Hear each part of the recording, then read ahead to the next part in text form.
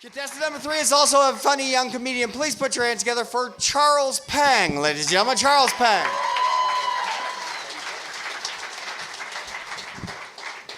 Thanks, guys. My name is Charles Pang. It's the name my parents gave me. I've only met one other Asian named Charles, and he actually went by Charlie, to which I was like, Vietnamese? Which is a far better way to ask an Asian what they are instead of asking, where are you from? Because if you ask me where I'm from, I'm going to tell you, Aurora. So when I was like, Vietnamese, he was like, how you know? It's like, call it a hunch, I guess. I remember when my dad told me Charlie was a slur for Asians during Vietnam, I was like, you're a dick, Dad. You knew that? And you still name me Charles? Like, what?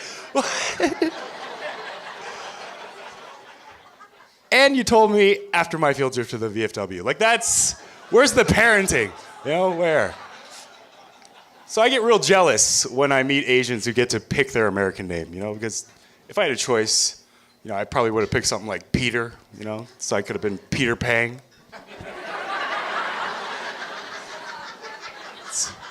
It's got a nice gong to it, don't you think?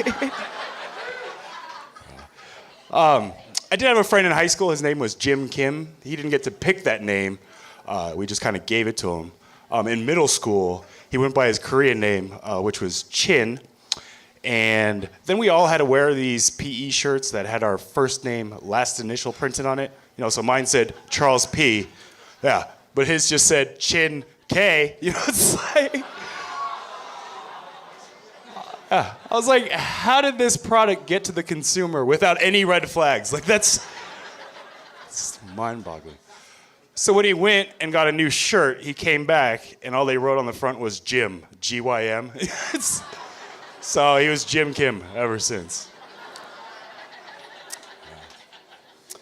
I've been doing online dating for too long now. Any online daters? Sweet. She might have come. That's awesome. Usually they never come. Which is why I actually prefer doing free sites. Because when I was like paying, you know, like Match.com, you know, I found myself like in the red going into a date, you know? So I'd be like praying like, oh, please don't show up. Like, please don't show up. Now, anytime I get stood up, I just stay in the black. You know, I'm cool with that. But I went on a date and the girl brought her kid with her, which I was like, geez, this is kind of awkward, you know? But it was weird because the kid was just like, my mom really likes your Jackie Chan costume. Which hurt, you know, because I always thought women pictured me as more of a Bruce Lee type. You know, like, but hey, yellow fever's yellow fever. I'm not gonna complain. I have noticed that women always tell me, you know, like, chivalry is dead. You know, chivalry is dead. It's like, I don't believe that. You know, I pull out chairs. You know, I'll hold open doors. I'll pay the bill. It might be with a coupon, but I'll pay the bill.